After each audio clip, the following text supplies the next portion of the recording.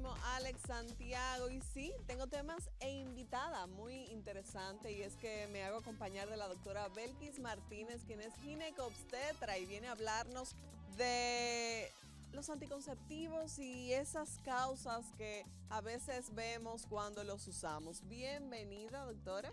Buenos días, un placer estar nuevamente por acá. Qué bueno que nos acompaña. Quisiera saber, bueno, la verdad es que quiero empezar muy básica. Yo quiero que usted me diga, aunque todos, la mayoría, tenemos una noción de qué son, quiero saber qué son los anticonceptivos y cómo es que trabajan en la mujer cuando lo consume. Si nos vamos a la palabra propiamente dicho, concepción es embarazarte. Se junta un óvulo, un espermatozoides y tenemos un bebé. Entonces, lo contrario, la acción que impide que eso se logre es lo que llamamos anticonceptivos. Son métodos, sustancias que utilizamos para evitar el embarazo. Muy bien.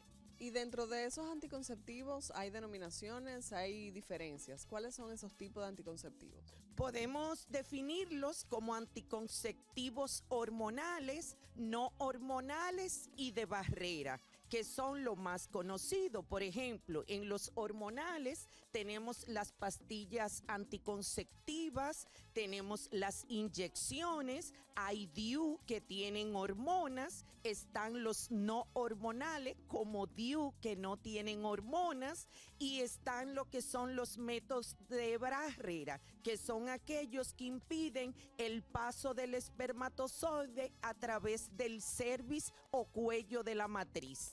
Claro que sí, pero también tengo entendido que existen inyectados. Exactamente, entonces los inyectados están en los hormonales, y dentro de esto tenemos lo que tú puedes usar mensual o lo que tú puedes usar cada 3 meses. Muy bien, doctora, hay muchas preguntas cuando se trata de hablar de anticonceptivos. Las mujeres se preocupan mucho por el tema no solamente de la edad, sino también de los efectos que pueda tener en su organismo. Hay diferencias, por ejemplo, hay médicos que dicen, tú eres muy joven, no te voy a poner un DIU, pero hay otros que sí lo ponen. ¿Hay diferencias de anticonceptivos de acuerdo a la edad? Fíjate, esa pregunta es muy buena. Claro que sí, tiene mucho que ver con la edad de la paciente, tiene que ver con el nivel social de la paciente, con su educación, a qué se dedica, si está delgada, si está aumentada de peso, si tiene alguna patología como ovarios poliquísticos, sufre de acné, sufre de varices, es una paciente diabética, es una paciente hipertensa.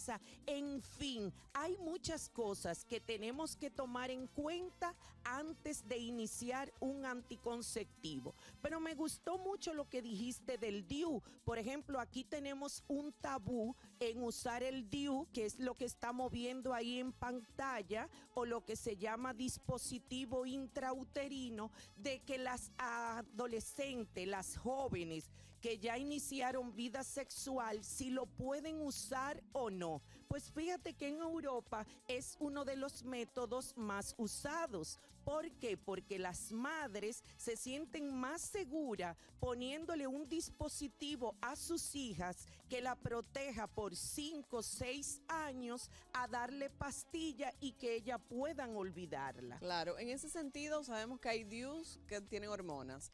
Las pastillas tienen hormonas. La inyección también es un dispositivo hormonal. ¿Cuáles son los cambios que puede ver la paciente en su organismo? No importa la edad. Hemos visto que algunas suben de peso, otras tienen acné. ¿Cuáles son esos cambios que podemos ver?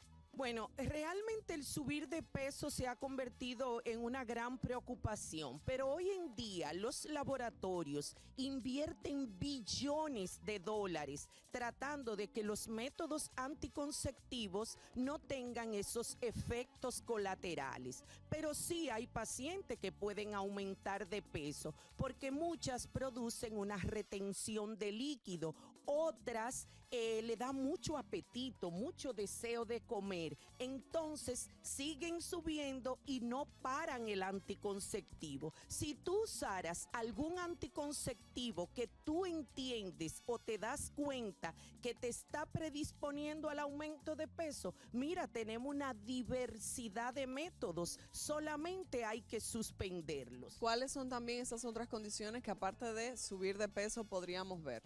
Hay pacientes, por ejemplo, que le cambia su estado de ánimo con un anticonceptivo determinado. Hay otras que le puede producir somnolencia. Bueno, casualmente, antes de venir para acá, me escribía una paciente por un método anticonceptivo que le estaba produciendo dolor de cabeza o cefalea. Y simplemente le dije, pasa por el consultorio y vamos a cambiar el método. Muy bien, doctora. ¿Cabe la posibilidad de que las mujeres podamos utilizar métodos anticonceptivos que no alteren nuestro organismo? Claro que sí, porque como te dije, para cada usuaria hay un método y tenemos desde los métodos hormonales, pastilla, inyecciones, DIU, parche que se colocan en diferentes parte de tu cuerpo, anillo que se entra dentro de la vagina, el preservativo, que quiero aclarar que es un método anticonceptivo. Claro, naturalmente. Doctora, tenemos una llamada. Muy buenos días. ¿Desde dónde nos llama? Y su nombre, por favor. Saludos, saludos. Sí, tengo una pregunta para la doctora. Díganos. Mi nombre es Pedro. Quería preguntar, ¿cómo trabajar con mi niña adolescente que ya se muestra interesada en relaciones sexuales y para evitar que de manera fuera del hogar se entere de cosas y que sea en el núcleo del hogar que podamos trabajar con este tema directamente con la joven? Muy importante esa pregunta. Gracias por llamarnos. Bueno, esta sería la pregunta del $1.000.000. Primeramente, nosotros tenemos una alta tasa de embarazo en adolescentes. Entonces, habría que preguntarle a un papá, ¿qué tú prefieres? ¿Que tu hija se embarace adolescente, que deje de estudiar, que se tronche su camino o simplemente acudir a una consulta de ginecología, darle a esa joven esa comprensión, dialogar con ella, llevarla con un ginecólogo que le explique los riesgos de enfermedades de transmisión sexual, los riesgos de embarazo y que esa adolescente que decidió iniciar una vida sexual sea protegida, cuidada para no tener un embarazo no deseado. Que nos abre muchas preguntas, doctora. Esta pregunta quisiera saber, ¿a partir de qué edad deben los padres llevar a sus hijas a la ginecóloga? Y quiero saber, porque cada vez las niñas se forman un poquito a destiempo, quizás antes de la edad que era lo normal. ¿A partir de qué edad debe ir una chica, una joven, a su consulta? Tenemos jóvenes que ya se están formando desde los 10 años, incluso algunas antes, 10, 12, 13. Lo ideal sería que desde que una joven vea su menstruación, acuda con un ginecólogo, incluso hasta si pudieran llevarla con un ginecólogo endocrinólogo. ¿Por qué? Porque a esa joven se le va a hacer un perfil hormonal, se va a determinar si esa joven incluso a temprana edad podría tener hasta problemas de fertilidad. Y mire, estuve hace un mes en un congreso interesantísimo en Punta Cana y un doctor que vino de Estados Unidos nos impactó diciéndonos que en Estados Unidos están operando jóvenes con 12 años con endometriosis. ¿Cómo va a ser? Sí. ¿Y esto a qué se debe? La endometriosis es una patología que es cuando la cavidad endometrial, esas células que están ahí dentro del útero, se van a otra área de nuestro cuerpo. Y hoy en día es causa de infertilidad, de dolor pélvico. Esas niñas hasta hay que llevarla a la emergencia cuando tienen la menstruación. Increíble, doctora, pero tenemos otra llamada. ¿Desde dónde nos llama? ¿Y cuál es su pregunta para la doctora? Sí, buenos días. Buenos días. Un placer. Me llamo Antonia Gómez. Cuéntanos, y Antonia. quiero apoyar de Valverde Mao. Ay, de Valverde. Quiero Hice mi apoyar. pasantía en Damajagua. Wow. Quiero apoyar y, y dar mi testimonio de cuando yo estaba en tiempos reproductivos. Mi método por excelencia fue el DIU, porque a nosotras las mujeres se nos ha encomendado la responsabilidad de llevar la natalidad, de dar a luz, de embarazarnos cuando nosotras queramos, porque los hombres no toman eso en cuenta, a ellos no les importa. Pero para mí fue la maravilla del siglo. Y tuve mis 4 hijos de 2 en 2 sin ninguna consecuencia, un par de hembritas y un par de varones, en 10 años. Wow. Fíjate, el Tengo DIU, 75 años y puedo aportar mucho porque me dediqué a estudiar después de mi último embarazo. Yo me inscribí a la universidad, me hice abogada, soy comunicadora y orientadora, que he trabajado para todos los gobiernos, no por el salario, porque yo no vendo lo que es mi conciencia, lo que es mi sabiduría, lo que es mi pensamiento por un salario.